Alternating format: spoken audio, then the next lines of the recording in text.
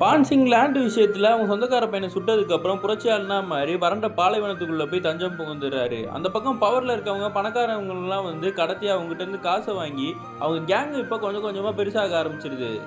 இவங்ககிட்ட இருக்க காசை வச்சு நிறைய கன்னெல்லாம் வாங்குறாங்க. அந்த சொந்தக்காரன் வந்து போலீஸ் பாதுகாப்புல இருக்கான். 2 போலீஸை சுட்டுட்டு ஒரு இன்ஸ்பெக்டரை மட்டும் தப்பிக்க விட்டுறாங்க. அந்த சொந்தக்காரனை மட்டும் இவர் என்ன பண்றாரு, தனியா பிடிச்சி அவனை சுட்டு பக்கத்துல உட்காந்து கேட்டுட்டு இருக்காரு. உன்னால தானே என் வாழ்க்கையே அழிஞ்சு போச்சு. நான் எவ்வளவு பெரிய அத்லீட்டா இருந்தேன்னு தெரியுமா? ஒரு சின்ன லேண்ட் விஷயத்துல என்னை இப்படி புரட்சியாளனா மாத்தி எங்கேயோ போய் தஞ்சம் புகுற வச்சுட்டேன்னு சொல்லி அதே இடத்துல அவனை சுட்டும் கொண்டுறாரு.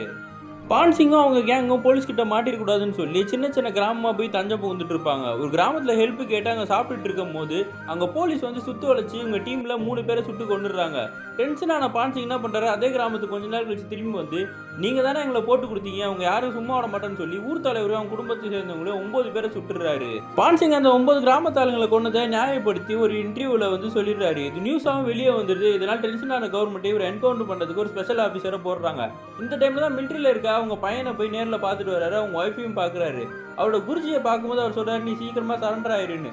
சரண்டர்லாம் ஆக முடியாது, எல்லாருமே கேவலமாக பேசுவாங்க, நான் வரேன்னு சொல்லிட்டு கிளம்பி போயிடுறாரு.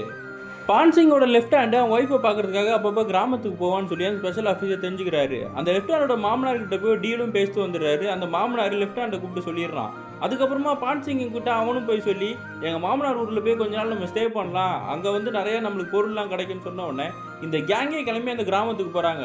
அந்த டைமில் அவங்க பிளான் போட்ட மாதிரி போலீஸும் சுற்றி வளைச்சி இவங்க எல்லாருமே சுட ஆரம்பிக்கிறாங்க. பான்சிங்கும் மயங்கி போகிறான். ஏன்னா அவங்க கொடுத்த சாப்பாட்டில் மயக்க மருந்து கலந்துருப்பாங்க. பான்சிங் கேங்கில் இருக்க எல்லாருமே செத்துடுறாங்க. இவன் மட்டும்தான் உயிரோட இருக்கான். கடைசியாக மைக்கில் அனௌன்ஸ் பண்ணி முடிஞ்சா என்னை கொண்டு பாருங்க, நான் எவ்வளோ பெரிய ரன்னிங் சாம்பியன் தெரியுமான்னு சொல்லிட்டு வேகமாக ஓட ஆரம்பிக்கிறான். ஆனால் கடைசியில் இவனையும் சுட்டு கொண்டுடுறாங்க. ஒரு காலத்தில் அத்லெட்டிக் சாம்பியனாக இருந்தவன் இப்போ புரட்சியாளனா மாதிரி போலீஸ் கையிலே இறந்தும் போயிடுறான்.